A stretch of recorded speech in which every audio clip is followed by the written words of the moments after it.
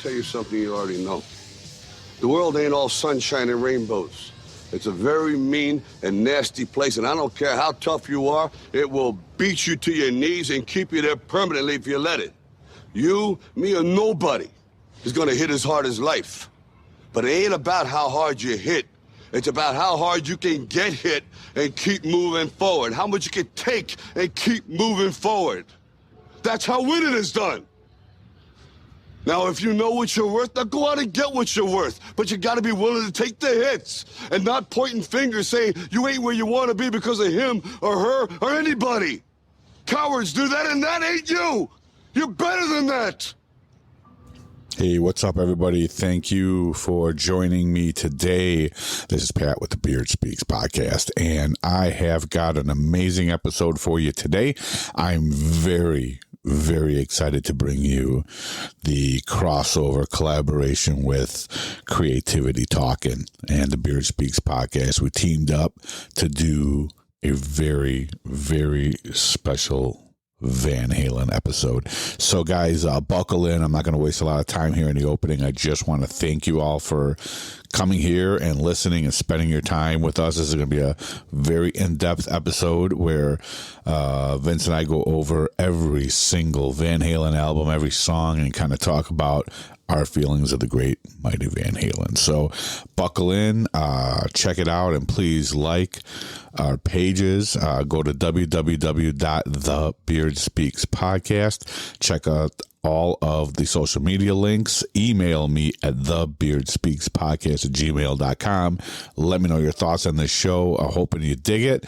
Love you guys. And without further ado, the Creativity Talkin and Beard Speaks podcast crossover is now.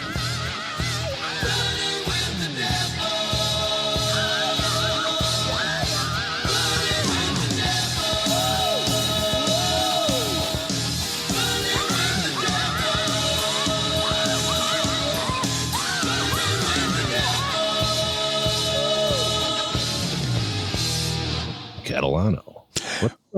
What's up? All right. Hey, everybody. Thank you for joining us. This is a very special episode, a crossover, if you will, of the Beard Speaks podcast and Creativity Talking. And basically now today we will be called Creativity Speaks. I like that. Yeah, and we do stuff. Absolutely. Awesome. And today, man, we are so excited to bring you something that both of us are very passionate about with music, and man, it's Van Halen, and we're so excited. We're going to break down album by album, every album, kind of give you our rundown of how we feel about each song on each album, and man, yeah. Without further ado, I think let's get rocking and rolling. All right, Van Halen 1. Okay. All right. So you go ahead first. I know we both got notes, and I know we're like chomping at the bit to just do this. I got track listing and stuff like that. Okay. So, of course, produced by Ted Templeton and engineered by Don Landy, 1978. Right. There's two albums from that. If I had to send something out into, whatever, some type of discovery thing that goes out. Sure. What are the two, biggest albums in rock and roll? Right. For that era would have to be Van Halen 1 and AC/DC Back in Black. Okay. I can see that. Cool. Those, that is such, they had such a strong, it's one of the strongest debut albums ever. Oh my God. I mean, ferocious. When I went back, like I said before, we've heard these songs, we've listened to these albums a million times, right?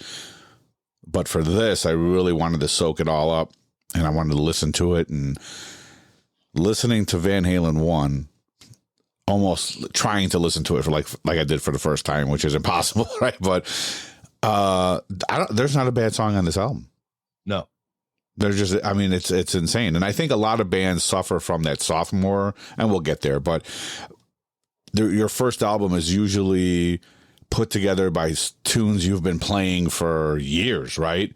And getting out on the scene and just kind of cultivating your sound and adjusting this and that. So that first album is always boom. But there's always a couple duds. 35 minutes and 13 seconds. Yeah. Just simple. Secret. Boom. Yeah. Don't put the filler tunes in there. I mean, that's right. I'm with you. Why put filler, right? You don't need it. Yeah. Half hour of just destruction. Yeah. Because even though it's just a half hour, I love the rewind, man. Love the rewind. Go back and listen to it again. Right. I mean, so anyway, your thoughts on this one. What do you think? Okay. So it was one of the first times in my life where I was like, oh, I've got homework. What are you doing? Well, honey, I've got to listen to all of Van Halen's album from A to Z and by Monday. So, yeah, no, it was, Van Halen won. Ted Templeton was a pop star in his own right, kind of. People would put Van Halen kind of in that poppy realm, but it wasn't really. No. You know what I mean? And there's a lot of talk, and I've said this before, there's a lot of talk, all the great bands of that era. Right. If you go with Sabbath or whatever. So they were taking the blues and filtering them back. So they took the American blues, brought it to England, filtered it back, and it became hard rock. Right. So you had all these bands coming out, and, not necessarily just from America, but Deep Purple and those, ZZ Top, all these guys. But there's a difference. And, people are always wondering why Van Halen is so different than the other bands. And it's because they weren't rooted in blues. They were rooted in jazz. Right. Yeah. I mean, both Eddie Band and Boogie Woogie. Right. That's what they grew up on. Eddie and Alex. Yeah. I mean, their dad was a jazz player. And Dave was a huge jazz head. And those guys, Alex Van Halen, listen to his drum beats. They're jazz beats. Oh, yeah. Yeah. I mean, he's so underrated as a drummer. Big time. I mean, he should be up there right with Neil Peart. It's, yeah, there was, he had a couple of stumbles there, but we'll get into that as we discuss the further album. Exactly, yeah. But there's if you want to know about the recording process of the Van Halen albums before they went to 5150, because you're not going to hear much after that, right? But up until 1984, Sunset Sound has all the track listings and all the notes, and there's an intensive Van Halen series of the recording and mic placements. And, so if you're a gearhead or you're a guitar freak or, you're in recording and you want to find out more about that, definitely go see that. But yeah, it starts out with Running with the Devil.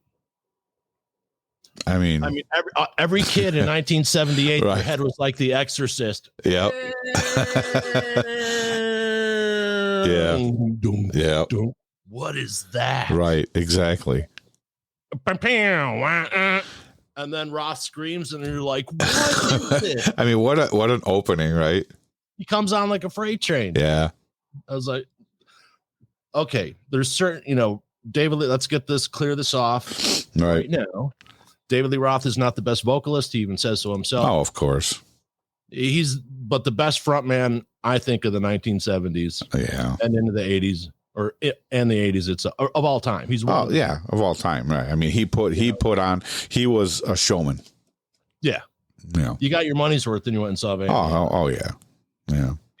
Yeah. So Running with the Devil. I mean, just that first opening sound, because I was 7 years old when this album came out. I was doing the math today, and I was looking at I'm like, I was 7, so I really didn't hear this until probably a couple of years later when I really started listening to, because I grew up in an Italian household where my mom and dad, it's the devil's music. I can't listen to this stuff, right? So it was just Italian music and Elvis. That's what I was kind of consuming. And as I started kind of branching out, and my cousins were like, "Oh, check this out," and I was like, "Holy shit!" I mean, so that sound in the beginning. Your little mind is going, what makes that sound? What is that? Yeah. So I'm the youngest of 5. So I already had Led Zeppelin. Okay. Purple. And Kiss. Oh, okay. Yeah. And dude, right up to the 78 when this came out, that was their, Hotter Than Hell, Destroyer, Rock and Roll All Over. Sure. And then this came out, and it's like, yeah. Totally different. Totally different. Right. Yeah. Yeah. Like, I mean, everyone wanted to be Eddie. Everyone wanted to be Roth. Yeah. Yeah. And I didn't really get to see any of it. It was mostly hearing it, with records and things like that. But I didn't really get to see it until Friday Night Videos came out. Remember that? And then I think they started playing, some of the videos and whatnot. But I don't know. Not Pretty Woman, because Pretty Woman was banned. That was, yes. And like weirdness in there. Yeah, exactly. By today's standard. But Running with the Devil only got to 84. That was the top of its chart. It was 84. Yeah. I didn't look that up. That's good. Eruption. Yeah. That was. I mean, okay. You're a guitar player. You talk about Eruption. I stared at the speakers going, how do you make a guitar do this? You know what I mean? I picked up my guitar when I was a kid and I was just, I didn't even know where to begin, but it is, I mean, to this day, you think about every guitar player from that point on. And yes, there's a lot of killer tracks out there. There's a lot of killer guitar. But Eruption is one of the most recognizable, right? I would say one of the most recognizable guitar solos, one of the most recognizable, you want to call it melody, because of what Eddie did in that song, right? Mm-hmm. I mean, because, as we move on, there's Spanish Fly, there's a lot but nothing will ever compare to Eruption. And every guitar player from that point on tried to duplicate what he did. And what a feeling as an artist, right? Sure. To have but all had to be a drag. Oh, you know what I mean? Yeah. Now I got to keep on reinventing shit that other people are doing. But he did. But even though the tapping was around for a long time, sure, he's the only one who used it correctly. Exactly. In context to what was going on and to make it like appealing to what right then. Yeah. You got flies hanging around. The now and then. Yeah, it appealed to the people of the now and then. Wow. But yeah, I mean, a minute and 42 seconds of just pure bliss guitar orgasm. Right. And then they came out with right after that, You Really Got Me, which is a Kinks cover. Yep. Top of the chart. It charted top at 36. Yep. And, dude, they did a great job of most of the covers. I'll say. Oh, yeah. There's one cover I can't stand, and I'll talk about that later. Yep. That's, what do I know? I mean, what do we know? It's, but not liking it is just meaning I don't think it's great. Right. Because Van Halen is on a whole different standard. It's a whole different, yeah, exactly. So if they come out with something good, it's crappy because they're great. Exactly. Right. So when I say that something's bad, it means it's good. It's good, right? But not, held to your Van Halen standard. Exactly. Exactly. Right. Van Halen opinion. But, and then it followed up with Ain't Talking About Love. Another killer riff. I still, that's like one of my warm up riffs when I play guitar. Everybody goes to that, Right. That was another one. Like back in the day, everyone was like, oh, come on. They wanted to play more Anthraxy Slayer. I'm like, dude, sure. What do you want? Sausage Fest, or do you want girls to show up? Right. Dude, if girls will show up, the guys will show up. Right. Guys are going to show up anyway to your band. Exactly. So, right. You know what I mean? Like, make something at least you can move to. Yeah. Jeez, but and then I'm the One. Another killer song. Yeah. It's fierce. And I think a lot of what David Lee Roth, we keep talking about Eddie, but what a lot of David Lee Roth did with his vocals in that song were really cool. He did a lot of that, fluctuating with his voice. I mean, that was as just a kid, you're going, how the hell does he do that? Yeah. With background lines of bop bada, shooby-doo. Exactly. Who does that? Right? Exactly.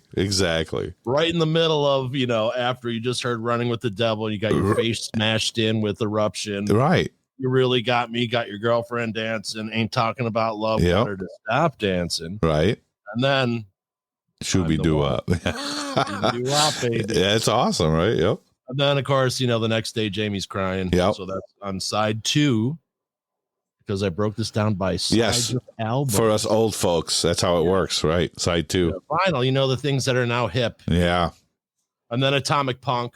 That always seemed to me like if they were, that's like one song of theirs that was them in another universe as a different band. Yeah. Because like what Eddie was doing I was like, how does like everything he did on this album, every song, he blew your mind. Like, what's this? Right. I mean, simple. Now we know. The phrase of his riffs are always good, but their breaks were like a lot of them were off time. Yeah. Jazz thing coming back again. Mm-hmm. And it was a whole different thing, because when music stops, everyone goes, what? What? Right. But Feel Your Love Tonight, which I guess that's the song about someone who was enjoying themselves in the parking lot behind one of their gigs. Sure. Right up until the show, and then they're in the front row. Right. For all to see in the back. In the back, right. So that's why they wrote that song, apparently. And then, Little Dreamer. What a great tune.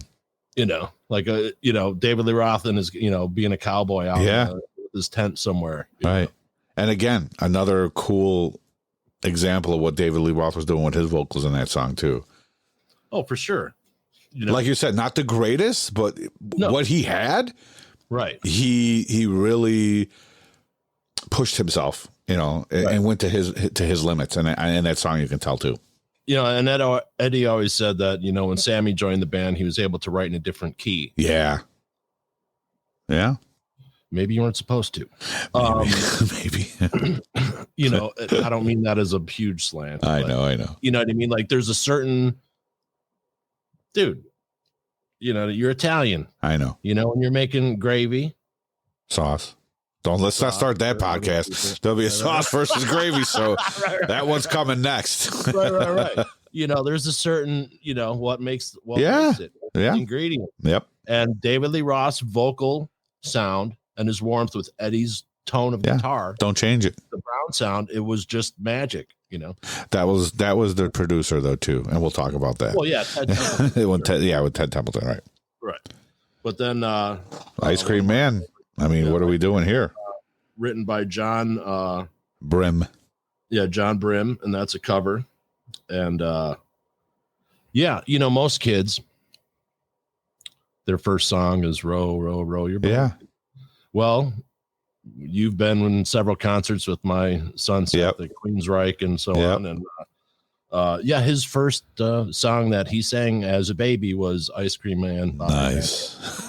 And both the first concerts for both my boys, Seth was like 3 at the time. TJ was 7. Nice. Yeah. David Lee Roth Rib Fest. There you go. 3 days after he had knee surgery. Oh. Take that, Justin Bieber. Yeah.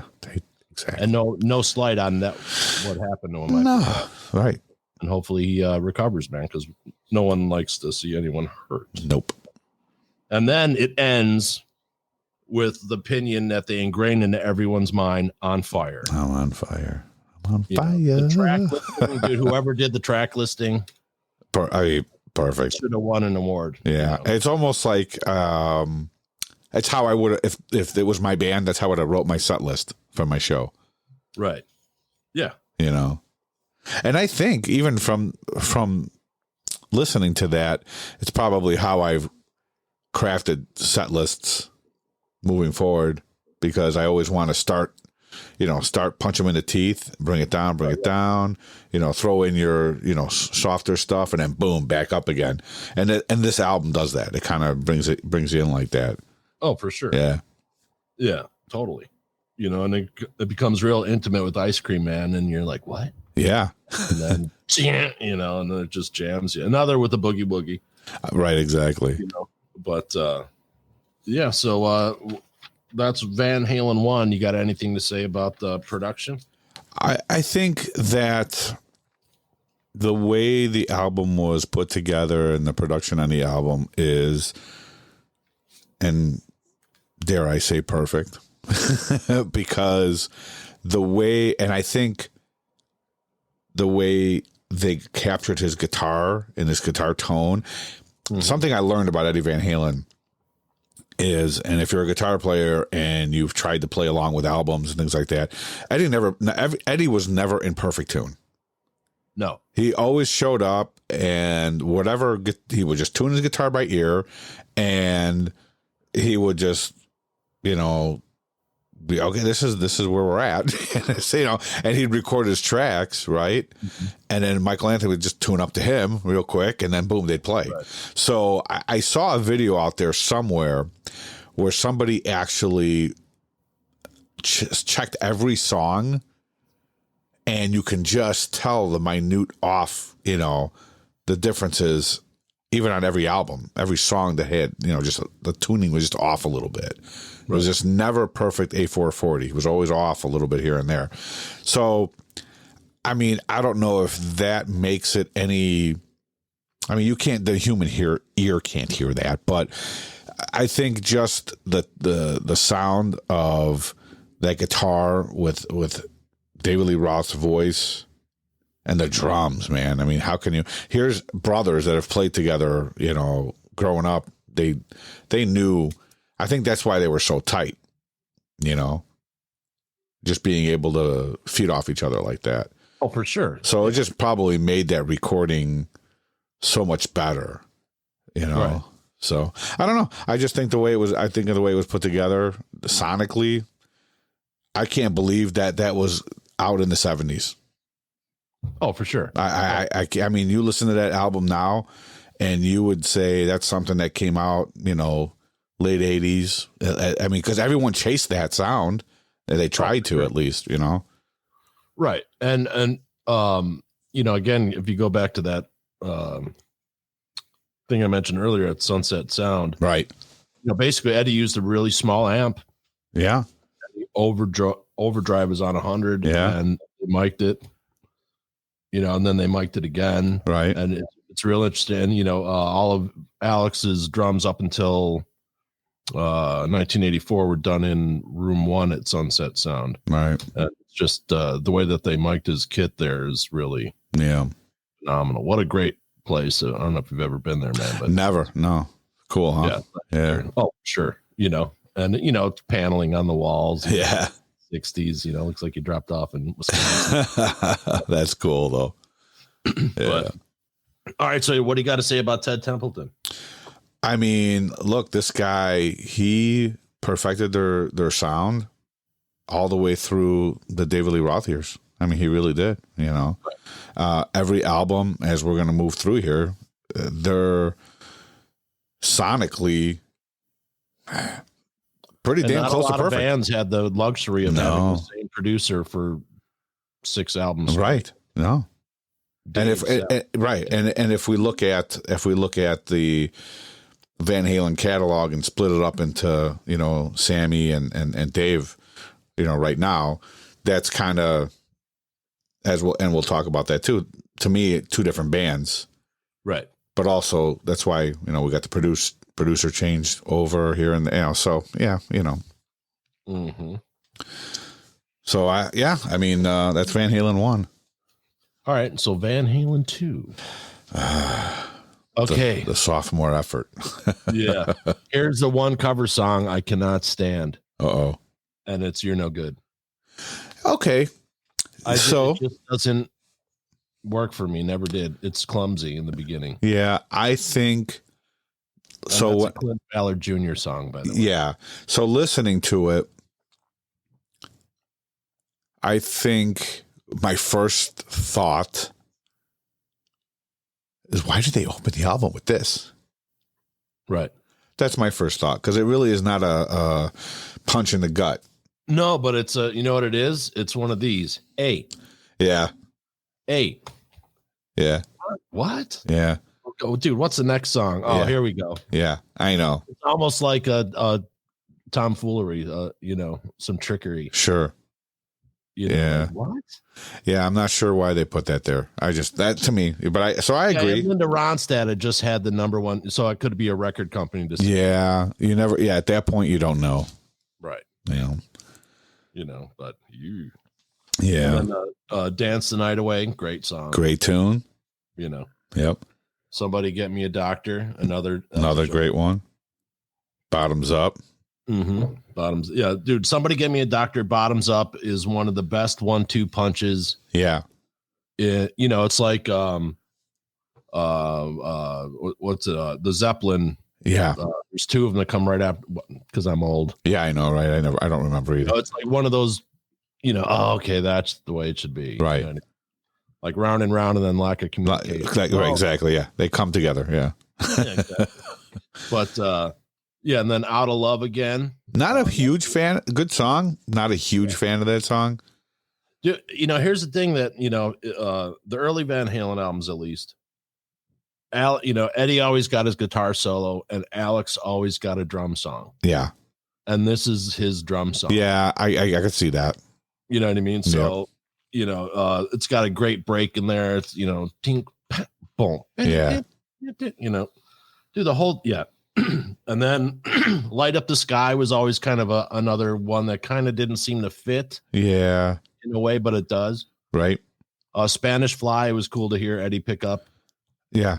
A classical, nylon string guitar and do his thing. But again, not like Eruption, because I'm sure everyone was like, where's Eruption on this one, but that was still cool. It was still cool. Right.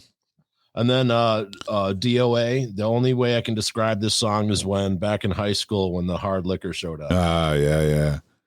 I can see that. Yeah. We're getting serious now. And then Women in Love would be the obvious follow-up to after a few shots. Right. And then, of course, To Woo 'Em at the End of the Night, Beautiful Girls. Oh, that's a great tune, man. That's a great tune. And I think the ones that I know we both don't really like the first song, but that was the hit. Dance the Night Away, as I see, was one of the hits. Somebody Get Me a Doctor was a hit. And so was Beautiful Girls. Everything else kind of was, just on the album. It didn't really make it huge, I guess. Although Again, produced by Ted Templeton, engineered by Don Landy, and came out in 1979. Yeah, 79. And it U.S. Billboard hit number 6 from the notes I have here. Yeah.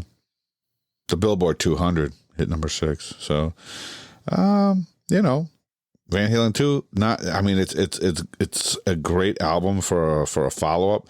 And I think it's because, Dance the Night Away is one hell of a tune. That's one of those songs that, it really it sticks in your memory, right? Just like Zeppelin, cool Zeppelin, but we couldn't even remember the name of the song, so they're not exactly right. So Dance the Night Away, that's everyone knows that tune, and Somebody Get Me a Doctor, but Beautiful Girls too. Just a lot of that, and let's not go any further without talking about Michael Anthony's backup vocals. Dude, right? Originally from Chicago. Yeah, originally from Chicago. That's right. Yeah. His mom's an opera singer. Yep. Dave also was from Chicago. Yeah. Indiana and then elsewhere. But everyone used to give Michael Anthony a bad rap. And I always thought that was wrong. Yeah. Like, dude, all he's playing is dunk, dunk, dunk. I'm like, yeah, you try to play that dunk, dunk, dunk. Right. Yeah. And then sing. It's not as easy as it looks. Right. And then sing like a canary. Because, when you listen to those songs. Mixed down under Eddie and Alex and Dave. Yeah, of course. With his personality, he wasn't going to compete for airspace. No. See me live. I'll knock your teeth in. Right. That's how he was. And to this day, he's a fan favorite. He's great. Oh, yeah. And who can forget that Jack Daniels bass, right? Absolutely. And then we go to the best rock and roll band picture. Oh, I know. I love that. Yeah. Cover. Yep. And that's one of the only times that Eddie had that shark tooth guitar, whatever the hell they call it, where they did the cutaway. You don't have the full picture of the guitar, but yeah. Destroyer, and he cut it. He cut it, yeah, with a chainsaw. He did something. He buzzsawed it or whatever, and then threw those chains in there. Yeah, like right there. Yeah, exactly. Yeah, he's got the tensioners in there. Yeah, that was and then he took the router. Right. Or he took the plate off anyway, left the router. And here's a guy, and I'm gonna talk. Guitar players out there. We're gonna have like a counseling session right now, real quick, because I fall prey to this too, man. I really do.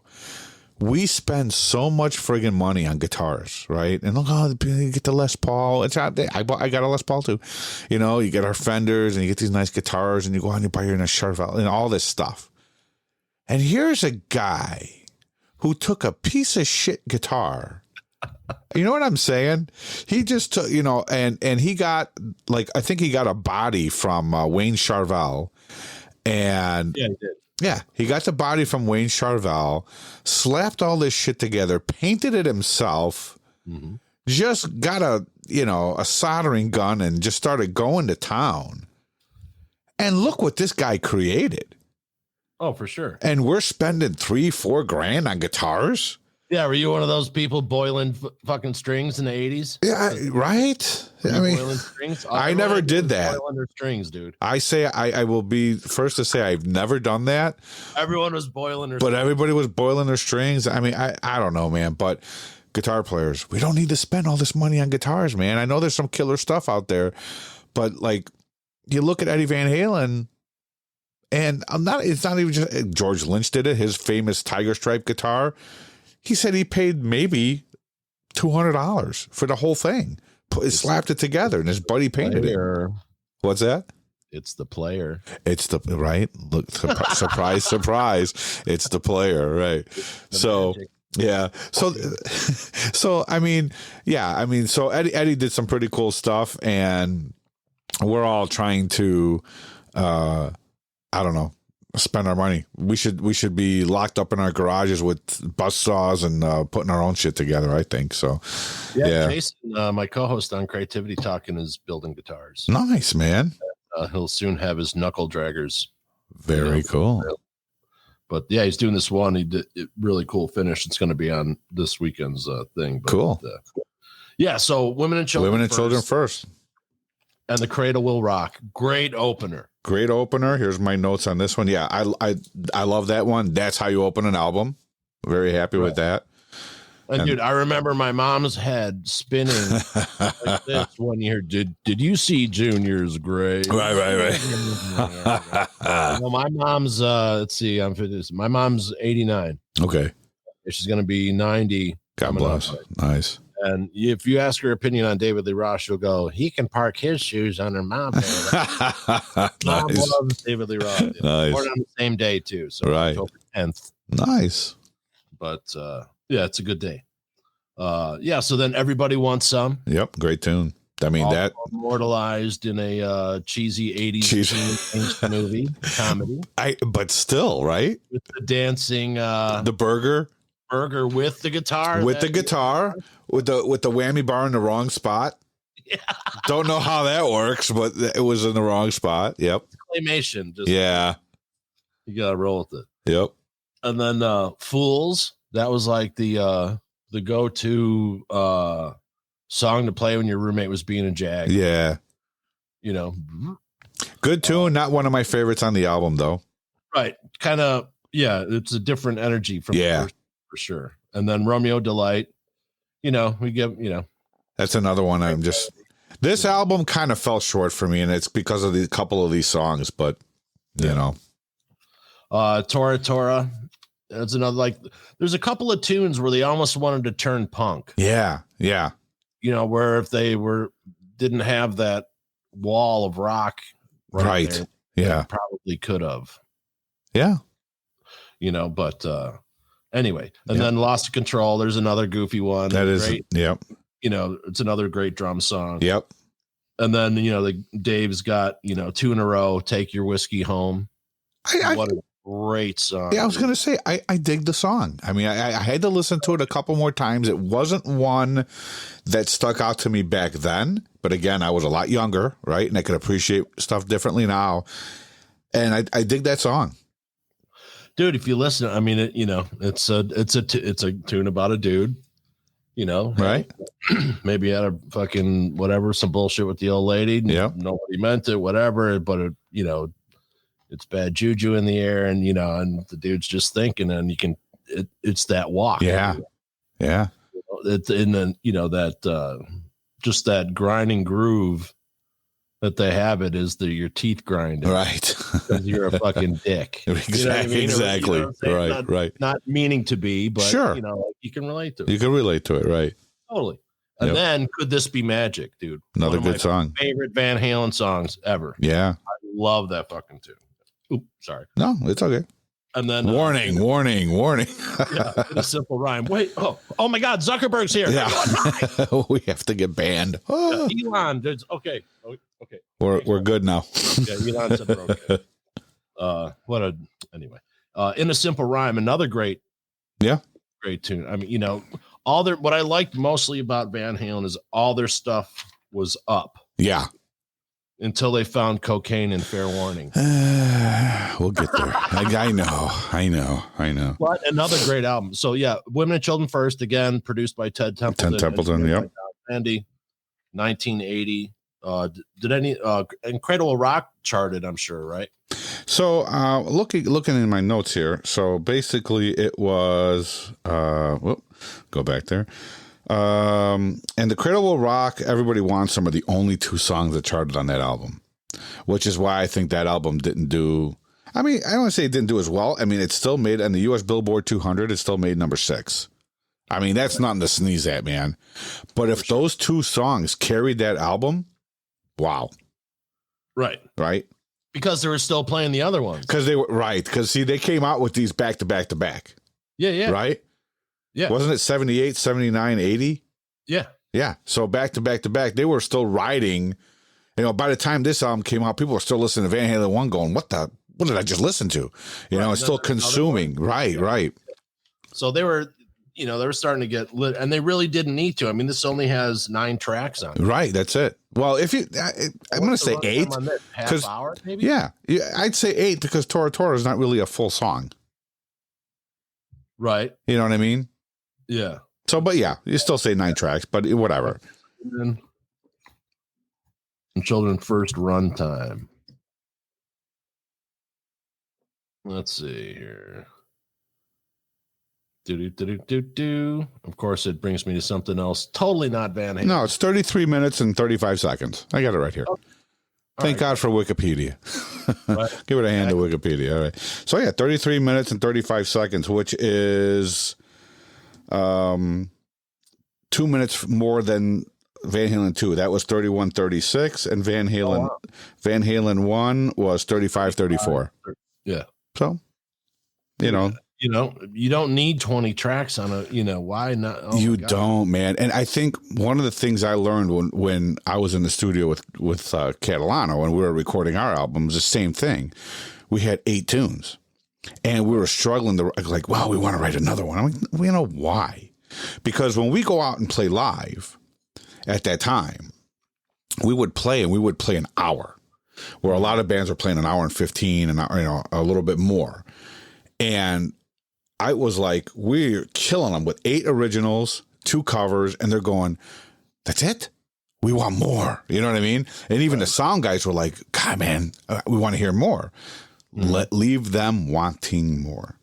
Right. Why overkill? And I think Van Halen, that's exactly what they did here. Mm-hmm. Yeah. Totally. Fair Warning? Yeah. Another album produced by Ted Templeton and engineered. Ding, ding. Another one. This one, 31-minute. Yes, 31:11. No, 1981. Yep. And okay, so this album is, to me, like, you can tell that they totally found cocaine. Because everyone's starting not to trust people. It's coming out in their lyrics. There's, things getting weird. Yep. Only 2 songs charted. So you have me, but this is the musician's favorite Van Halen album. It kind of is. Yep. A lot of musicians love this album over most. Yeah. And it's a good album. It is. Absolutely. It's a great album. There's a couple things that I don't, but Mean Street. I dig that tune. Yeah, dude. Van Halen background vocals, very ominous. This is Mean Street. Yeah, I love that. Yeah. It's got a groove that you don't hear in heavy metal or whatever you want to call this. Jazz. It's jazz. Right. Because what he's playing is the clarinet. Yeah. That's what dad plays, so he's just doing a clarinet run, dude. Right. It's totally that. Yeah. Hey, come on, man. Sunday, gravy's cooking. Yep. But and then Dirty Movies, one of those songs that yeah, I agree. I didn't kind of Yeah. give it to them. Right on. Yeah. Like that was for them. It was. It was one of we don't care what you think. Give them that. Yeah, we're playing this one. That's that. Yeah, right. Yeah, just it wasn't my, and then Sinner's Swing, another, beboppy jazz song. Right. And just kind of like okay, so there's a few songs that Van Halen, I think, put in there that they would just jam to. Right. And they're like, dude, we don't want to write another song. Oh, throw that one in there that we do. Right. It was one of their jam songs, right? Yeah. Which is, fine. But, and then hear about it later. Like they're starting to, Dave always tells you what's going on with the band. Yeah. In his lyrics. You know what I mean? He Yeah. always does. So, and then Unchained, something happened, That Unchained was great, great tune. That one charted. That's the first song on the album that charted. That's the start of side 2, by the way. Yeah. For your album freaks.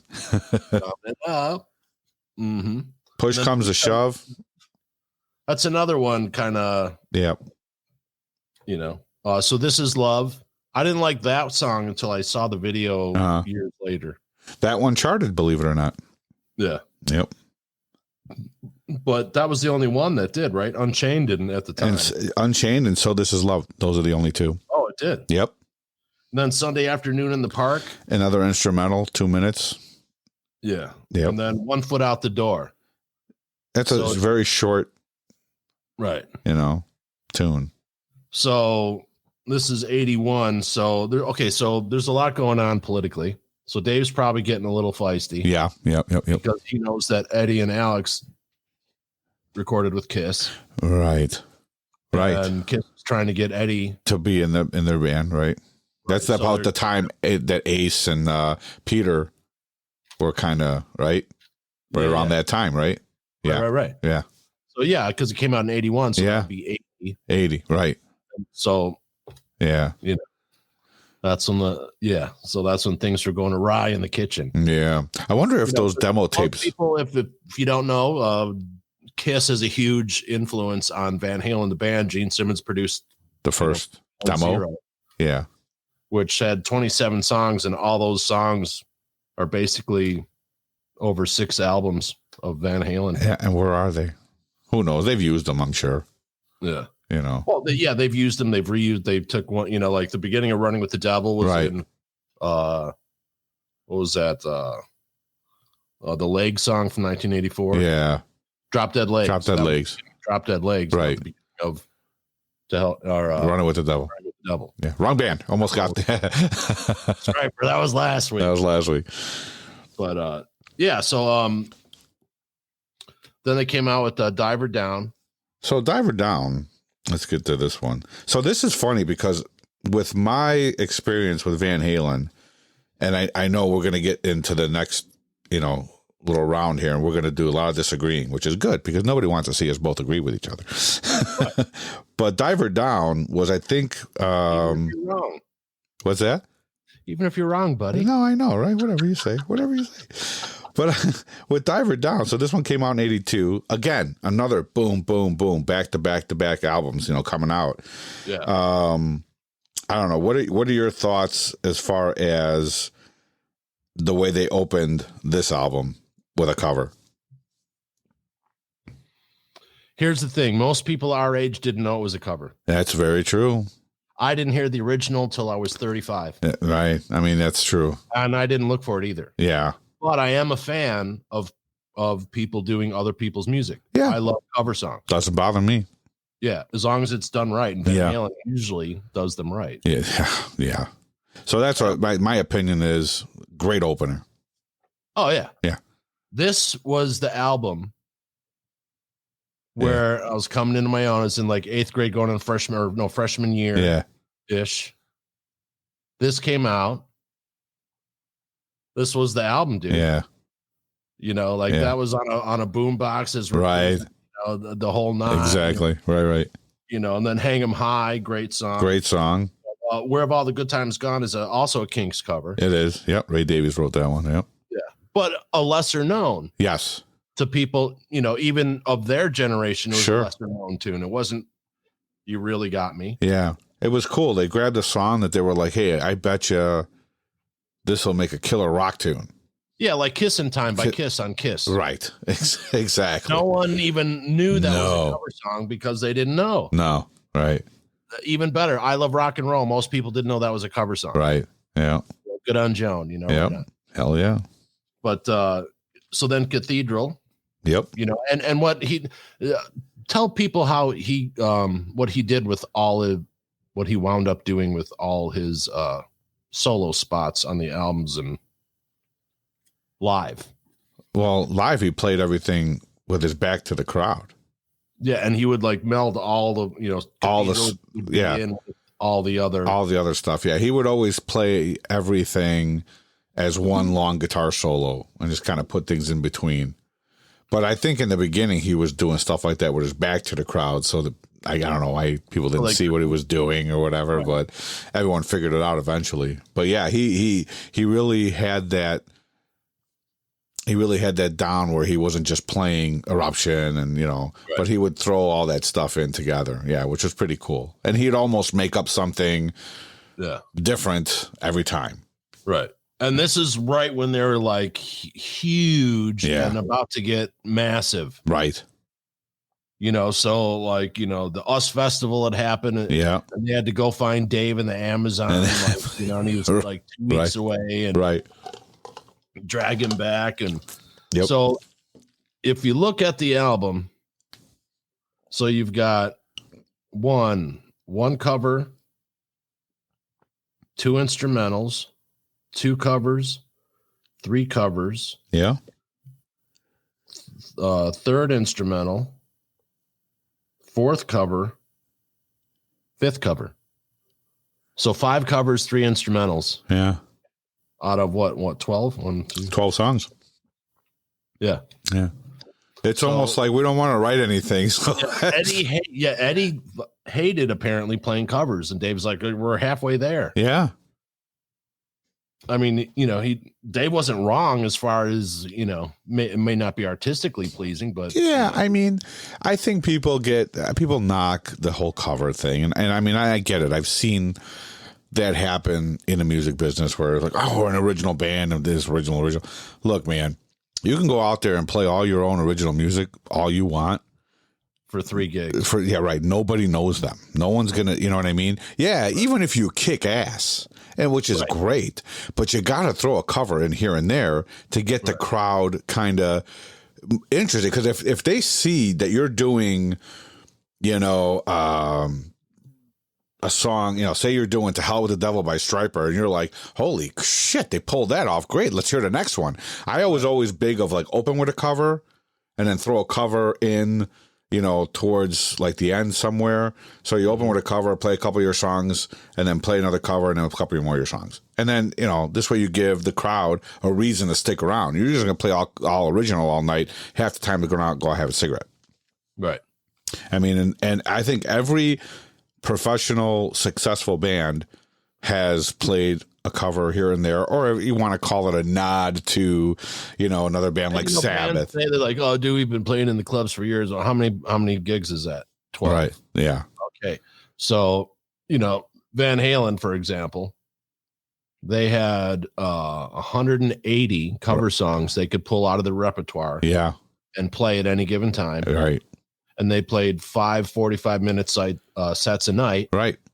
4 times a week. Right, exactly. 5 times a week. Yeah. So they were, plenty of stage time. Yeah. Plenty of time to figure it out. Yeah. And that's how they got tight. And they got that from their dad being a working musician, just get out there and do it. Right. So, yeah. And so overall on this album, I think what a way to end it with Happy Trails, huh? Yeah. Well, Secrets, a weird song. Intruder, okay. Pretty Woman, great tune. Great tune. Dancing in the Street, great tune. Little Guitars and Little Guitars. Yep. Both just amazing. Yep. And Big Bad Bill. Big Bad Bill is one of my favorite. Good tune. Yeah. Yeah. Yeah, because Eddie Van Halen's dad plays it. Right. you know? Yeah. But, yeah. The Full Bug. I wasn't a huge fan. Yeah. But yeah, and then Happy Trails. Yeah, and Happy Trails, because of COVID, we weren't allowed to properly bury my brother, so that's what we played at for him. So Happy Trails has always been a good tune, you know. But yeah, these a lot of even though there's a lot of covers, there's a lot of songs charted on this one. Dude, it's a great party album. It is.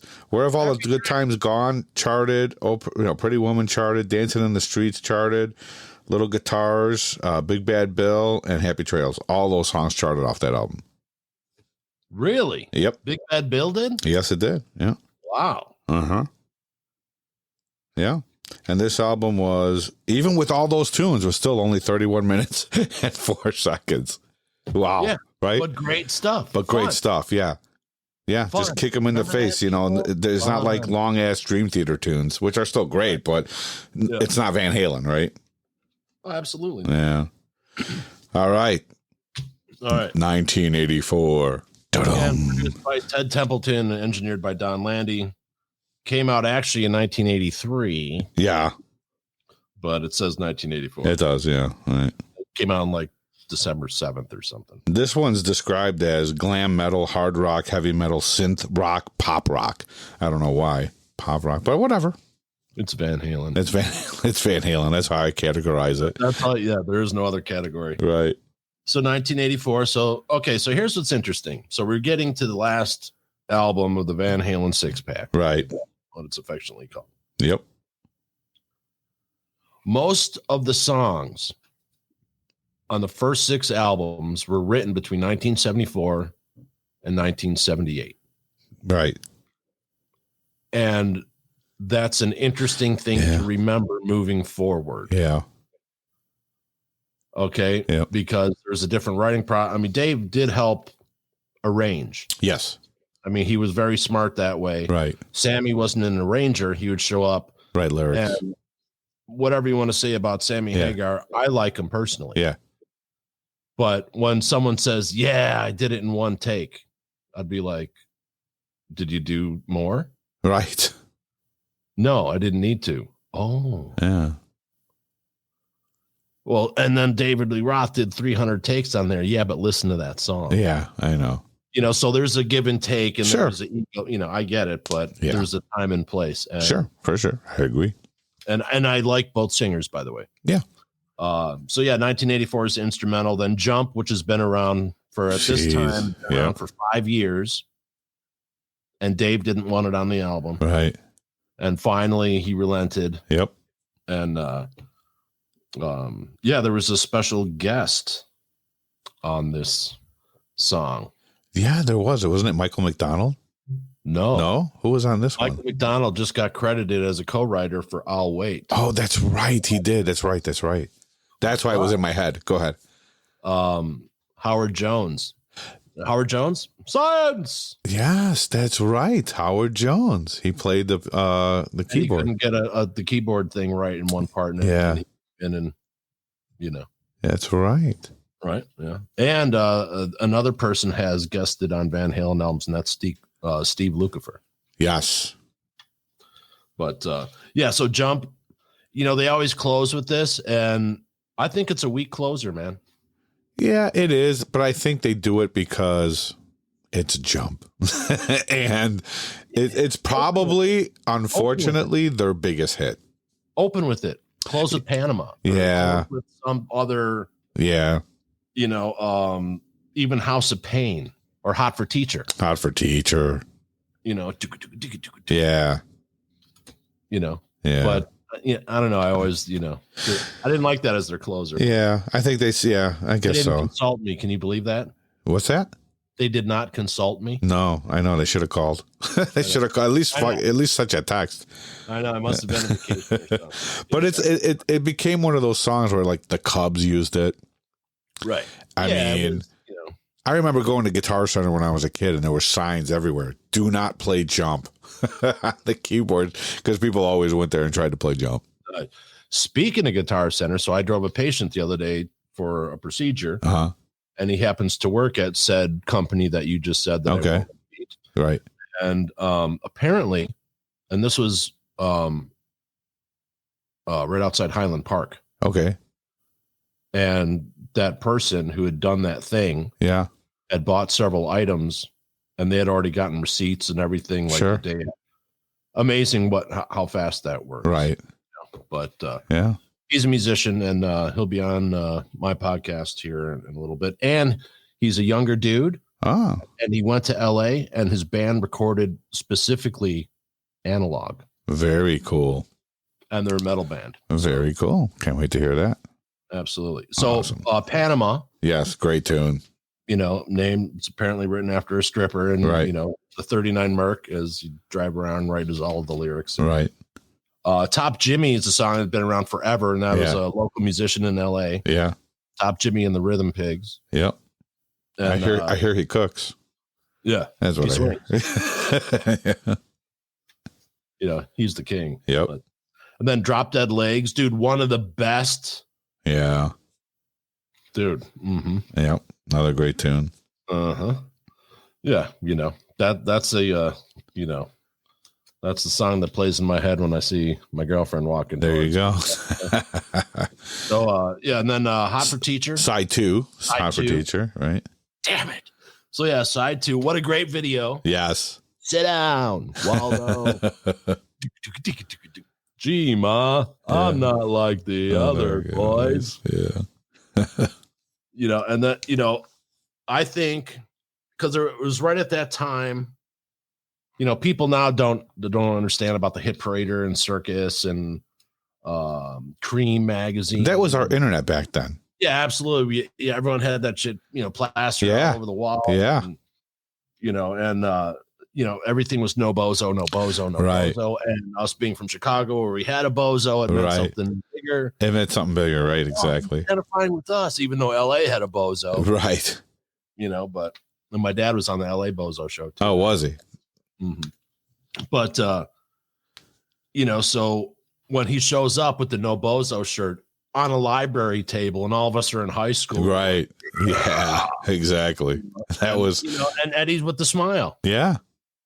Yeah. He wasn't a poser. No. He just got out there, played, and he loved playing. Yeah. And it showed. Right. That's what the smile was.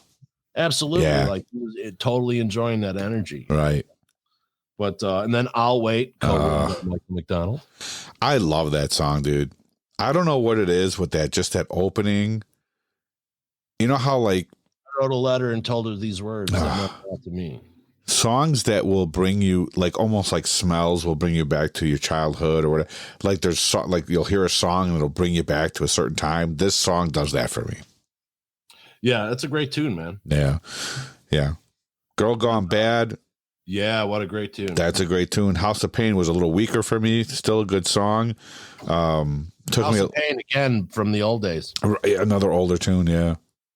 So here's my theory as we move on to the new band. Yeah. Eddie started focusing on other things. Okay. Which is perfectly fine. He gave us, I don't know how many different patents in amplification. Oh, God, man. Right. The guy was a monster. Working on the different guitars. Look at the guitars that were created mimicking what he did in his garage, basically. You know what I mean? His workshop. Floyd Rose. Hello. Oh, yeah. Hello. Right. Totally ripped that off of Eddie. Yep. And then the whole Kramer thing, but he created a whole different, just like Joe Walsh with amplification and microphones. Yeah. Electro voice. Those are all Joe Walsh's trademarks that he just gave away. Because he's a radio guy and he works with microphones. Right. His first touring bands were like, hey, we need bigger stuff. Right. So he was figuring it out. Right. But I think Eddie had a flash of brilliance for a long, like, let's say 4 years. Yeah. And it shut off. Yeah. And then it became something else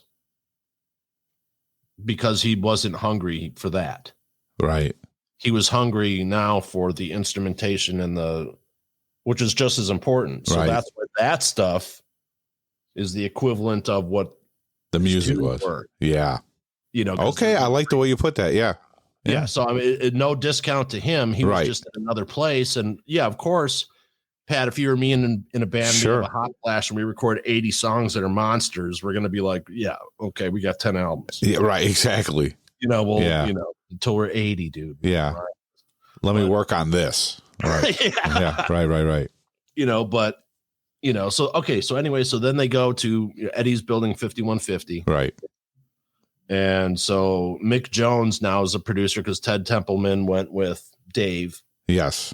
Don Landy, though, stayed with Eddie. Yes. So now for both of them, the team split. Yep. So, you know, if Landy would have gone with Dave and Templeton stayed, the David Lee Roth band would still be around. Beat him in Smile Band. Yeah. Because they wouldn't have let Dave be Dave. Right. They would have reeled him in. Yeah. No, you're not producing this, Dave. Yeah. Here's what's going on. Right. You know, here's how it works. Da. We get you, but. Yeah, I think at that point he was like, well, look what I just did. Look what I can do. And then he said, I'm going to take the reins from here. Yeah. And we see where that led, but. He's like, yeah, everyone was calling me a really smart filmmaker. They're like, wow, look at the colors, man. I just had my sunglasses on. Right. I mean, you know. Yeah, that's how Dave won the MTV Awards. Yeah. Shades off in color correction. Yep. But anyway, so now we move on to Sammy. 1986. And there's a few other people that were kind of almost involved. But they, you know, Patty Smythe, right? She was asked first before Sammy. Yep. And apparently there were some other talks for even Billy Squier. Even Billy Squier was, yep. Yeah. And that would have been interesting because Billy Squier got a bad rap for wearing the pink tank top. Tank top, yeah. But he's a killer musician, so yeah, great player, great singer. Yeah. I mean, you know, good songwriter. Anyway, so they brought in Sammy, who Ted Templeton wanted to bring in when Van Halen was starting, but Dave at the house where they practiced. And right. I know how that works. Yeah. He's got the rehearsal studio. We're sticking with this guy. Exactly. Right. Yeah. So, you know, and then Van Halen was huge fans of Montrose. Sammy was in Montrose. Right. So it really all makes sense because guess who produced Montrose? Ted. You know, guess who produced the Doobie Brothers? Ted. And Ted was with the Doobies for a long time. Yeah. You know, so you got to hand it to Ted for fans. Yeah. I mean, he had the ear, you know, and spotted the talent. Yeah. So 51. My life ended when Dave left the group. I don't know about you, but my life was ended at that time. I was like, oh my God. See, this is where we're going to split because I looked at it as, and I'm going to just say it right off the bat. I loved 5150. I know that's kind of blasphemy in some. Oh, I love it too. In some Van Halen, corners. No, dude, I think it's a great album. It's a great, and I mean, hello, babe. How do you open up that? That's awesome. Yeah. Basically, that's Sammy going, I'm here. You know, and to me, yeah, the production wasn't as great, and you can tell, but I mean, good enough. The first track just slaps you in the face.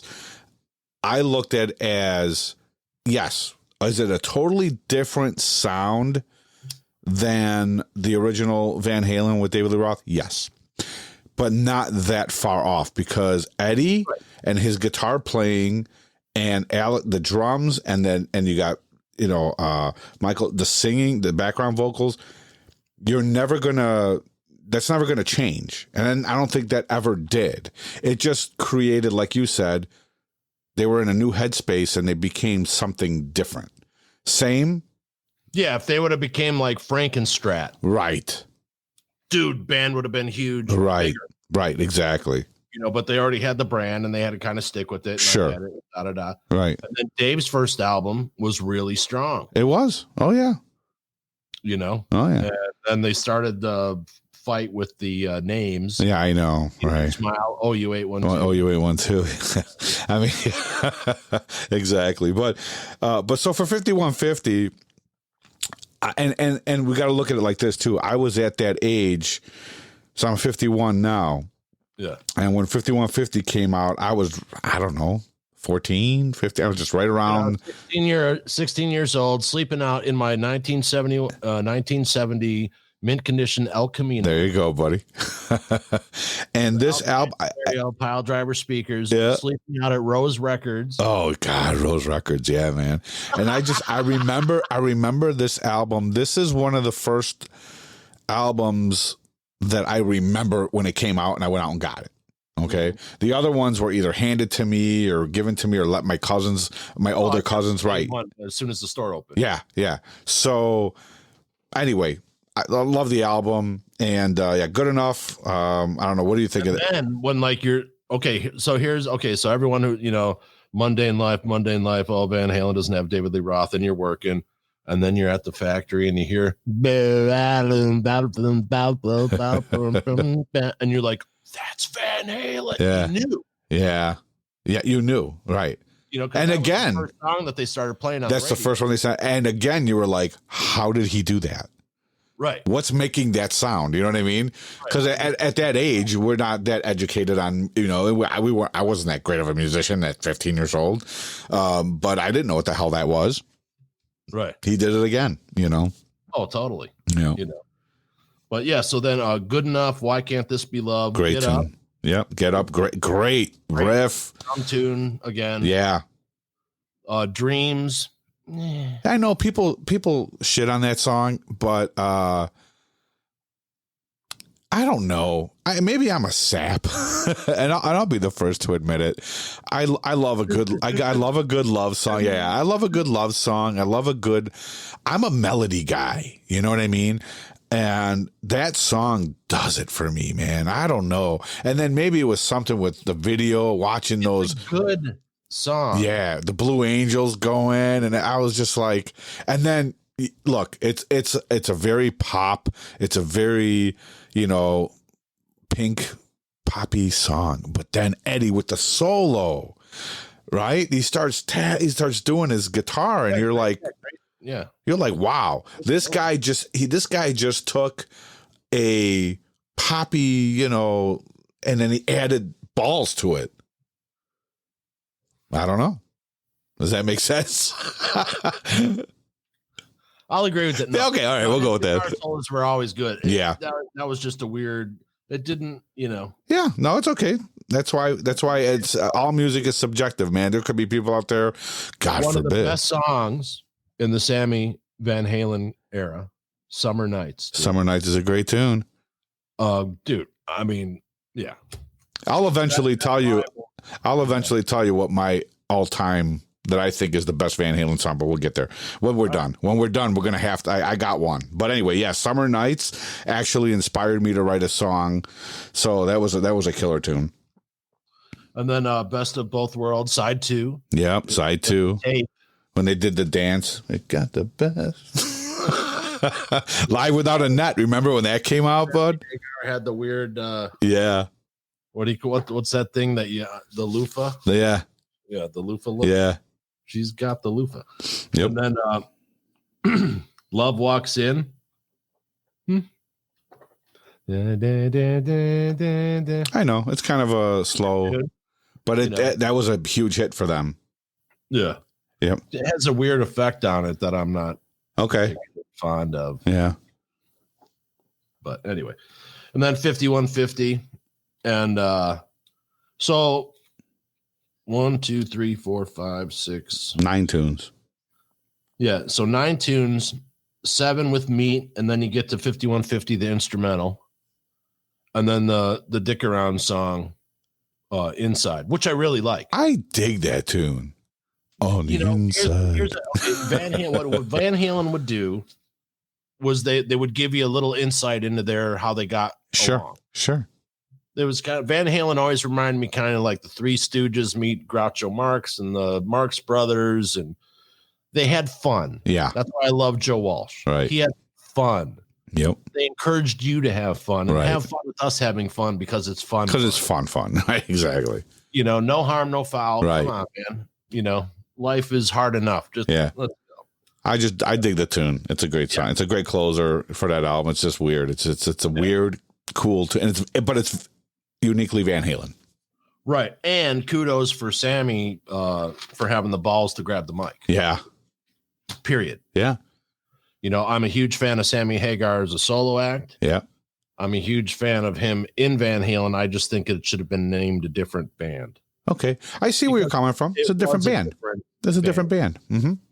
Yeah. But still, I respect what they did. Yeah. Oh, for sure.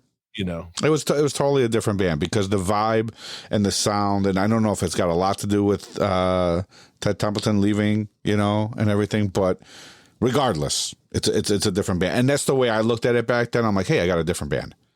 It's the same thing with when, like, I'm a huge Dokken fan. And when all that stuff started happening and Lynch Mob, I'm like, well, now I got two favorite bands. You know what I mean? Right. So, but cool. This one, Why Can't This Be Love, was the first hit. Dreams charted, Best of Both Worlds charted, and Love Walks In charted. I think Inside should, but whatever, those are my opinions. I think Good Enough, Get Up, I can't believe those didn't chart, but I think that came into that time in the 80s when you would see these, heavy metal bands or whatever the hell you want to call them. I just call them good rock and roll metal bands. Right.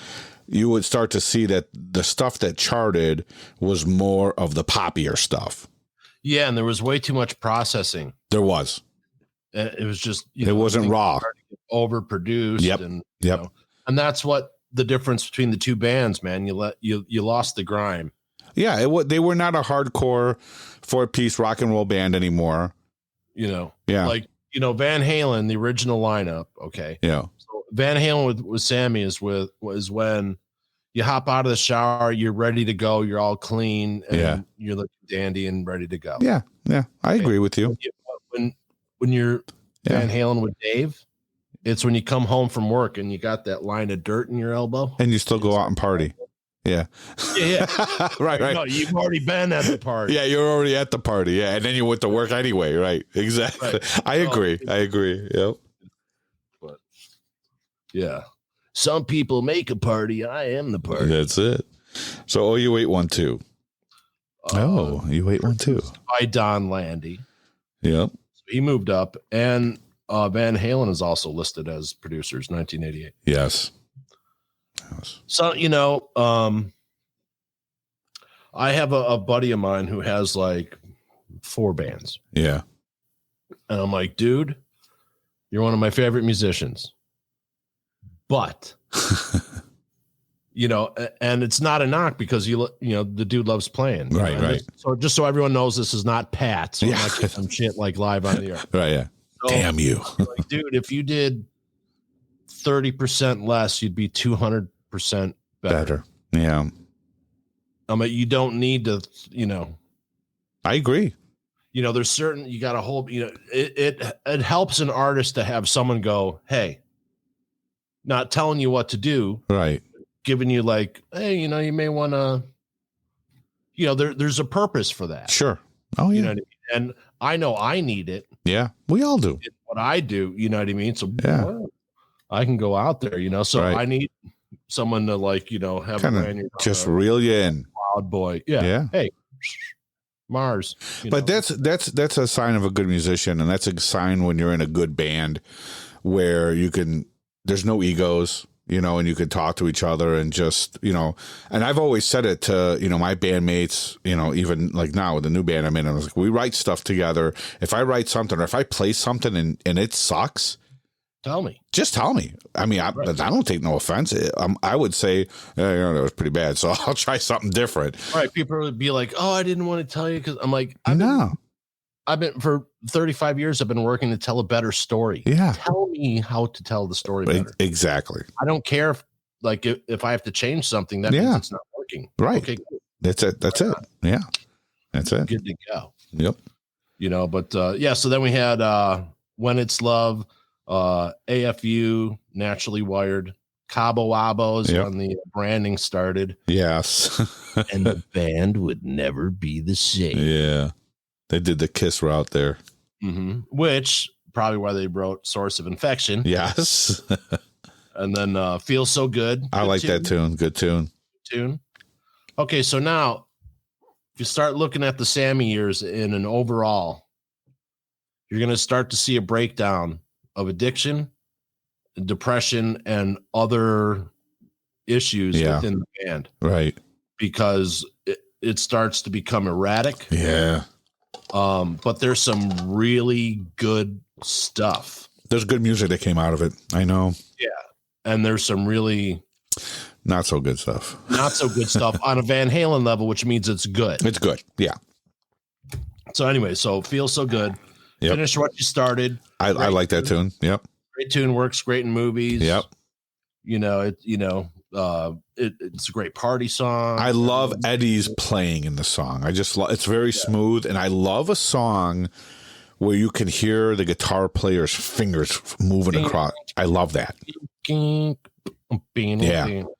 you can hear the. It's very yes. It's very percussive guitar. You can feel the callus on the string. String wrap, and you can feel the pick. Yeah, pick. Right. That's what's one thing we lost. Yes. Digital age is everything's perfect, man. Leave the dirt in. Man. Yeah, you got to leave it in there. Hey, do you want me to fix that? No. Exactly. Yep. Don't fix a thing. Yep. Black and Blue. I always dug that riff. One of my favorite Van Halen Sammy tunes. Yeah. Background vocals, classic Van Halen. Yeah. And it's just a good something just great. You had a great week, man. And you're just like kicking back on the back porch, watching the stars. You got a drink in your hand, maybe whatever, and everything's good. Everything's good. Black and Blue. Sucker in a 3-piece. Could take it a little bit. Yeah, it's a good tune, but it's not one of their best. Yeah, and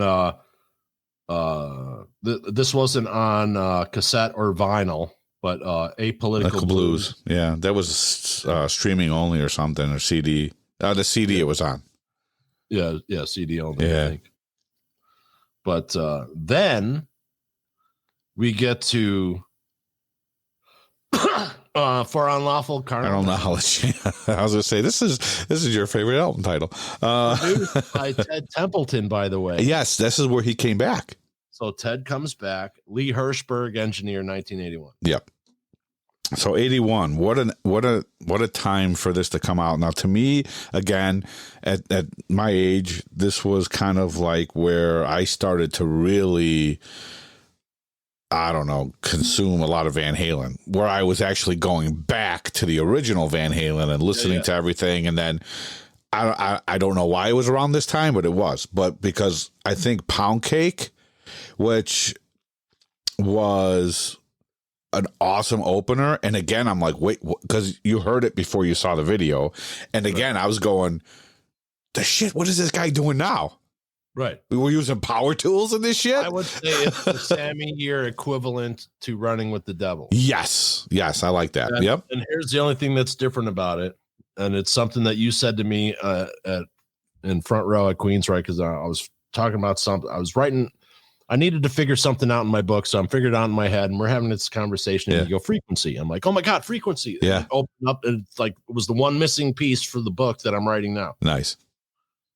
It's just a different frequency. Right. But it's the same.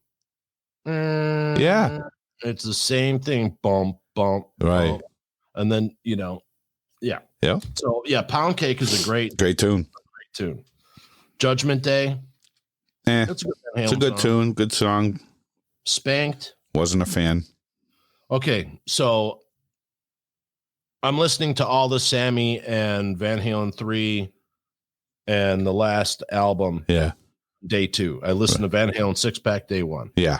Okay. There's your notes. I know. Listener fatigue. Sets in. Yeah. I'm not, you know what, dude, I'm going to agree with you. Sammy Hagar. He's good. Yeah.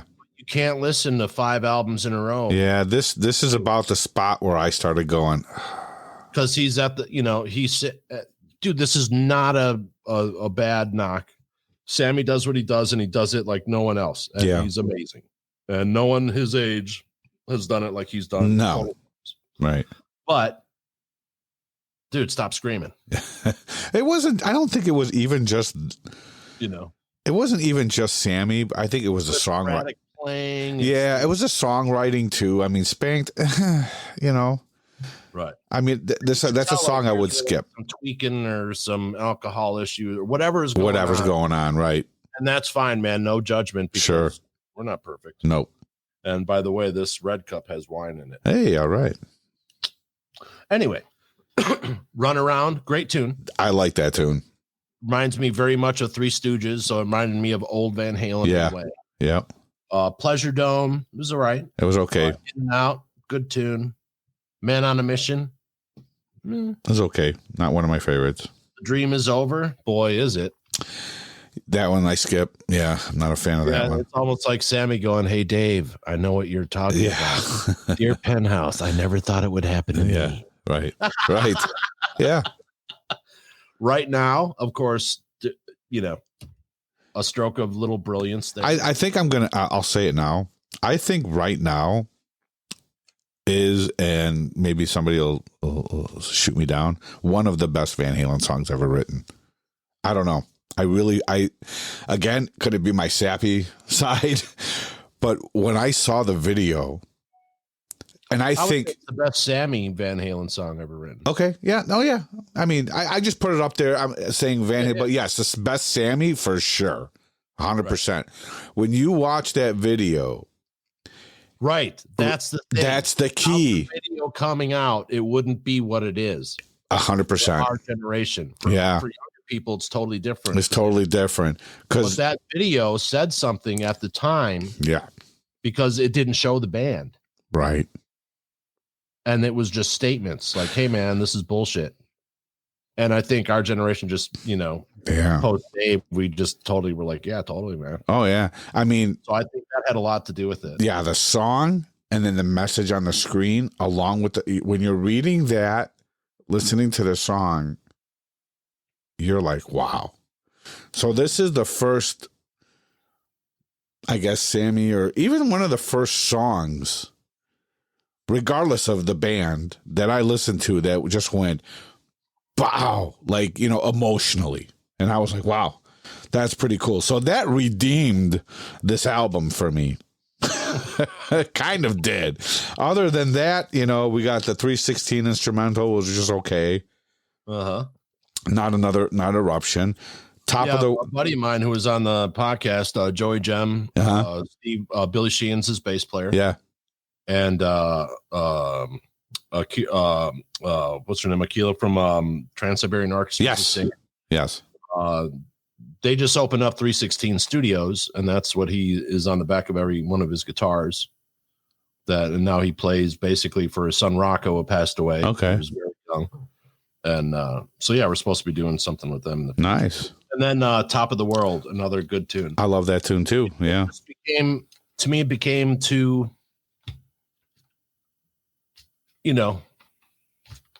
it became too missionary. Yeah.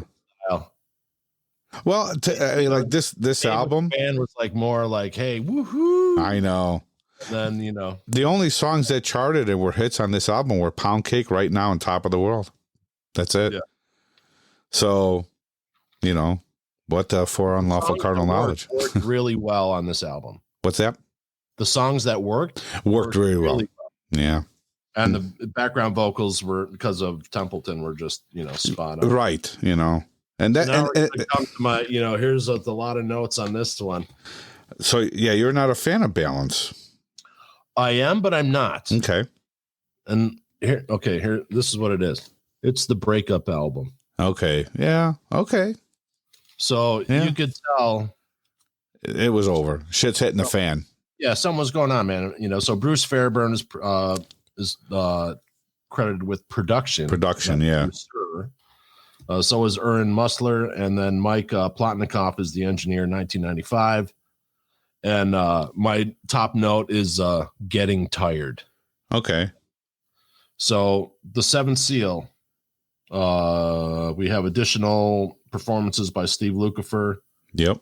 Same as Not Enough. He's doing the chants. And then we have Can't Stop Loving You. Good song.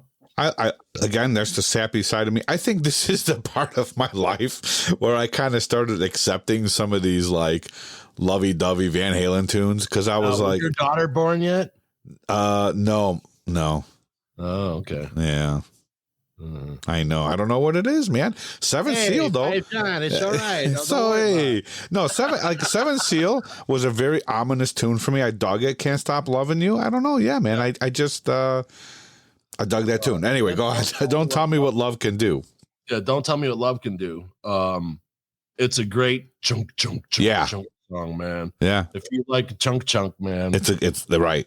Yep. Yeah. It's really, really good and heavy. And Wham Bam, Amsterdam.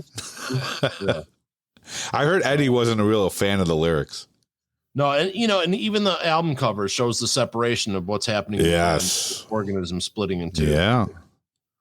And Fat Money. I dug Big Fat Money. That's funny. Here's the note next to it. Yeah. But another song, just they tend to over process Sammy. Yeah. Van Halen, and Strung Out was the instrumental. Yep. Right. Doing Time. And then was Aftershock. Dude, the cymbal work in Aftershock is amazing. So that's another Alec drum song. Yep. But I have to say, almost every track with Sammy is the same drum track. The same fills. Yeah. The same beat. It's very, and I understand he was going through, divorce and he had neck problems, surgery. Yeah, he had to wear that brace for a while. So it was almost like they rehashed the same stuff. Yeah, and I'm not trying to discount him because, I think he's one of the best drummers. Yeah. Yeah. But there seem to be, and I'm not knocking them, but everyone's got, you can't always. No, everyone's got issues. And no one's perfect. Totally. And then there's Yeah, right. Yeah. Not Enough. Take Me Back, Deja Vu, which is nice to hear an acoustic guitar back. It is. Yep. You know what I mean? And I was always bummed. Here's the album that I wanted. I wanted a blues album with Eddie Van Halen and Joe Walsh. Yeah. With the chick singer. Oh, there you go. Even Coco Taylor. Can you imagine Coco Taylor at the time? You know what I mean? Yeah. Anyway. Yep. I'm bummed that we didn't get a blues album by those guys. Yeah. It's a blues album supposedly recorded that he hasn't released. That hasn't released, right? Yeah. Anyway, so then track 11 is Feeling. And then if you happen to live in Japan, you got Crossing Over, yeah. And there was not much on this because you got Can't Stop Loving You was a hit. Don't Tell Me What Love Can Do was a hit. Amsterdam, and that was it. Yeah, and I can tell you why the Sammy years lost its luster. It's pretty simple. They seem to have lost their spontaneity. Yeah. No matter what, like if you listen to the Van Halen six pack, if you listen to the first few albums with Sammy, it's like they just plugged in and said, let's go. Yeah. And there was a magic, a spontaneity, right, some type of magic to it, and that just seemed to go out the window. It did, because like the last two Sammy albums, Fall in Love, right? Kudos to Sammy for not running his mouth, while dealing with all that at the time. After you're out, it's a different story because you got to fucking right. But I mean, those last balance on Fall in Love, Carnal Knowledge, and Balance. They just, I mean, there was only a couple of good songs, unfortunately. Yeah. I mean, so Van Halen 3. Van Halen 3 was actually released on my birthday in 1998, March 17th. God, that was a horrible birthday present. Sorry, but yeah. Right. I'm going to show you guys the picture I sent Pat while listening to Van Halen 3. I love it. Yeah, that was it. Oh my God. And which is funny because with Van Halen 3, I'm going to be very honest. I think I heard one song when it first came out and it just turned me on. So I listened to the album total complete for the first time the other day. No lie. Okay. No lie. Second time. Yeah. So first time when it first came out, day one, like every other Van Halen release, day one in the morning, boom, popped it on. And that was it. Okay. And here's the thing. Okay, so Gary Cherone is actually if you think about it, it was a really good choice. Yeah. Oh yeah. It's Sammy Light. Yeah. He can sound like Sammy Hagar very easily because that's in his range of his vocal timbre. Right. Okay. So, but he moves flamboyantly like Roth. Right. So the combination of it made sense. Totally. Yeah. And he's a good performer, man. They should have let him be himself. Yeah. That's the problem. Exactly. Yeah. So I think he was too directed. Yeah. Yeah. And, Daddy wants the big gig. Right. He just did it. Understand that. Yep. You know what I mean? But after all, he's a, professional. Sure. And he's doing the job. Right. But I think he got a raw deal. I don't think the amount of shit slung at him should have been. Right. And even though we didn't listen to the album, it just wasn't, it was another thing. Right. It just, it was. If it was Beach Ball Posse, we'd been like, okay, good album. Yeah. But no. But not a good Van Halen. Not a good Van Halen. I mean, I could actually tell you that I don't think, and I even hate to say it, man, not one song sticks out in my head. And I've listened. And here's the whole thing, because right before that, what did we get? We got Me Wise Magic and Can't Get This Stuff. No. Right. Yeah. So let's go back to that. Right. Because I said we're going to talk about that. Right. So before this album came out, we got that Van Halen Volume 1. Yeah. And we got Me Wise Magic. We got what was a Twister tune? I forgot the name of that one already. Yeah. It was in the Twister album. So let me go to the let me go to that Van Halen Volume 1. Oh, wasn't it called something like shit? Well, I'm gonna bring it up right now, and we'll have it. So the greatest hits, Me Wise Magic, dude. So I'm driving along. I just had my back surgery. Yep. Like a couple months before. Yep. And I hear boom, doom, ding, ding, ding, ding, ding, boom, doom, doom, doom. I'm like, you hear Van Halen. Yeah. And I'm like, what? Yeah. Dude, I pulled over and it was like crank. I'm like, I had no idea. Yeah.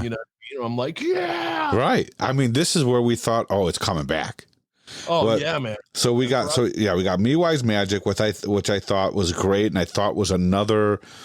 Child wrote that, I believe. Yeah, and I thought it was another killer, like Van Halen riff, and I thought it was another cool, like David Lee Roth trying something different in his voice. I'm like, whoa, what's going on? Classic. Yeah, yeah.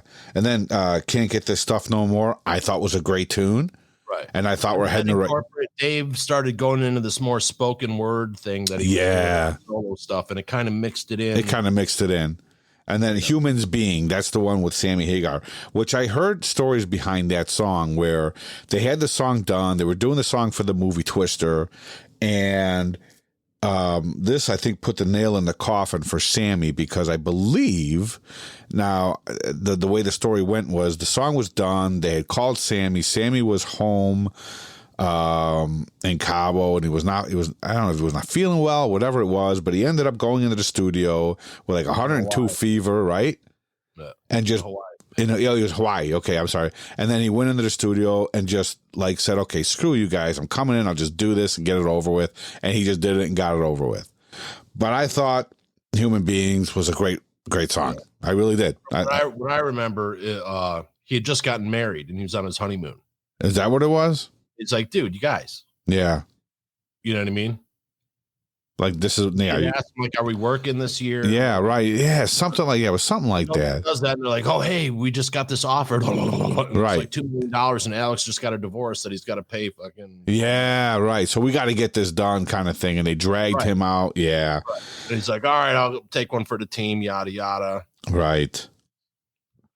Well, so we got those, and those were, those were good songs, and I thought we were going to be heading in the right direction with some new Van Halen at that point. And then we get Van Halen 3, which again, like I said, I didn't really listen to until recently. And I mean, New World, Without You, One I Want, From Afar. I really dug Eddie's playing on that. Yeah. That was pretty cool. He's got some cool. There's some cool riffs. There's some cool guitar playing. Dirty Water Dog. Dirty Water. Yeah, nothing. So once, here's my note on this one. It says Hagar Light. It is, and is that like the longest Van Halen song ever? It's 7 minutes and 42 seconds. Yeah, here's what they're gonna do. Like, okay, we got a third singer. Yeah, which never happens in a huge band. Right. And we're going to make every song 5 minutes long so no one plays it on the radio. I mean, what is this? Because fuck you. Right. They didn't play none of this stuff. Without You is the only song that charted, and I think that was the one they released. Once, literally, they must have gone, sound more like Sammy. Yeah, they had to have. Yeah. He sounds exactly like him. Yeah, he does. And I'm not knocking his performance. No, of course, right. Yeah. He did his job. Yeah. Fire in the Hole. Okay. It was okay. Josephina, which wound up in a porn, I think. Yeah, something. Year to the Day. Eddie's on fire on this song, by the way. Yeah, and I'm sorry that this one's the longest Van Halen song. 8 minutes and 34 seconds. Yeah. Master. Yeah, I don't think they could get more than 7:42, but yeah, 8:34. Go on. Then there's Primary. The instrumental. Yeah. Ballot or The Bullet, which is weird because Van Halen to do something political is very odd. That was very odd for me. That's not even in their thing. No. How Many Say I is Eddie's Okay, I've got one thing to say on this. Go. I'm gonna drink at this point. Eddie, how much Pink Floyd were you listening to right before you went into the vocal booth? Oh, man. Because everything is like you're listening. Who told him to do that? Floyd now, if you could tell me, is there anyone? I mean, come on, dude. Whoa. I don't know. What a shame. That song should never have made anything. So then, one day, Eddie Van Halen and Valerie Bertinelli made love and had a child called Wolfgang Van Halen, who 16 years later would save the brand Van Halen and the band Van Halen and give his dad the best last years of his life that any father could possibly I think that's something that upset diehard fans because they didn't bring Michael back. But of course he went off with Sammy. Any musician who had a kid were like, oh my God. Yeah, man. I mean, you can't. Yeah.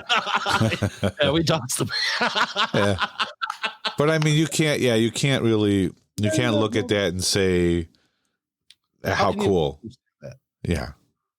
And he's like, dude, you do it. If you want it, you come up with the song list. You take care of the business end of it. I'll just plug in. Yeah.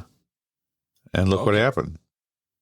Good for him, man. And Wolfgang on his own is doing a really great job, man. He is. And anyone giving him shit, you should be ashamed of yourself. He's a member of Van Halen for 12 years. Oh, right. I know. I see some of those tweets, and it's like, you gotta walk away. So, I'm an atheist, and even I said, thank God. I got to a different kind of truth. Yeah. John Shank's producer, which David Lee Roth had suggested. Yes. Martin Cook is the engineer, released in 2012.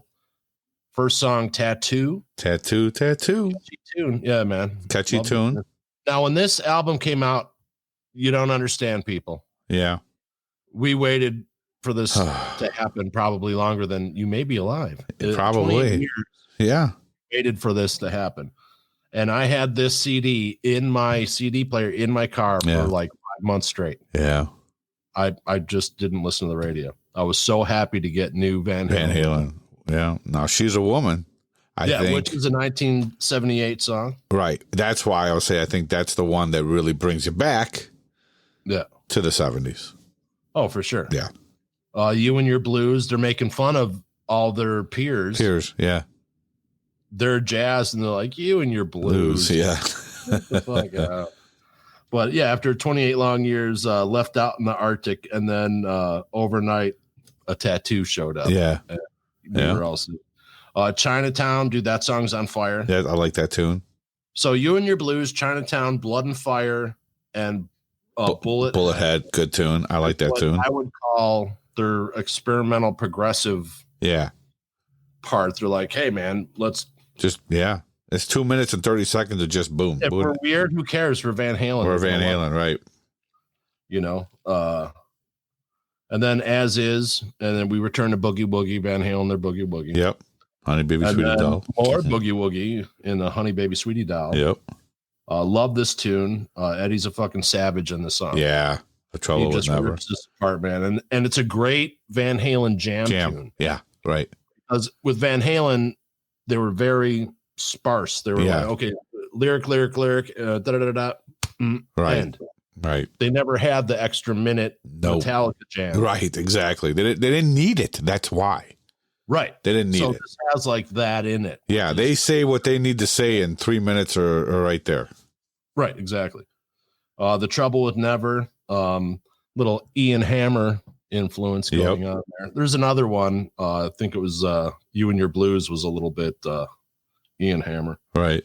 And then Out of Space, good tune, except Eddie should have tuned down because Dave was straining his voice. He was, yeah.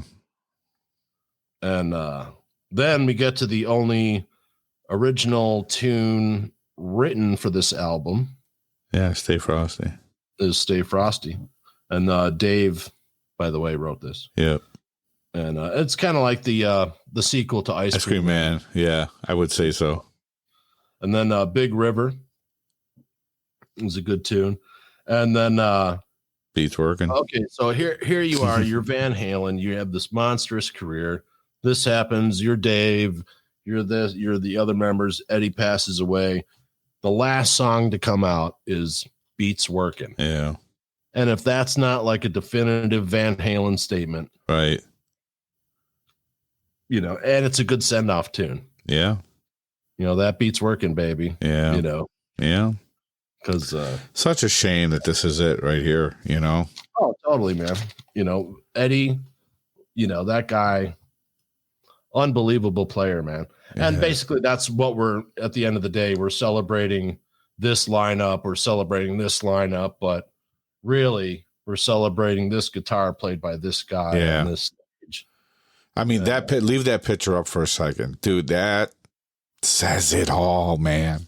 You know, I mean, you know, what kid didn't see that and go, that's what I want to do. I want to do that. He inspired so many.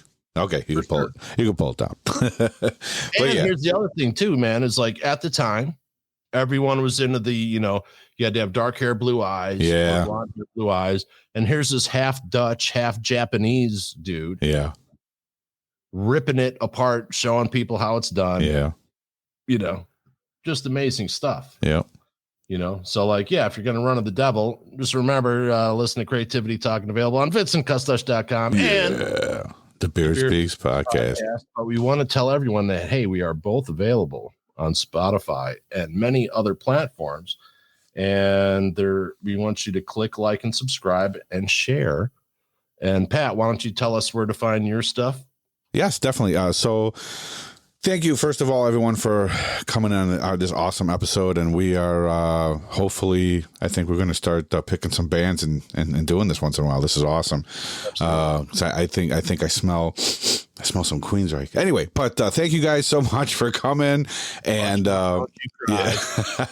and checking out the crossover show here. And you could check out all things Beard Speaks podcast at thebeardspeakspodcast.com. Links to all of my social media are there. I'm kicking it on Instagram, Twitter, Facebook, and you can check out the show on Spotify, Google. If you could get a podcast on it, there you go. You can get a podcast. You're going to hear my show. That's it.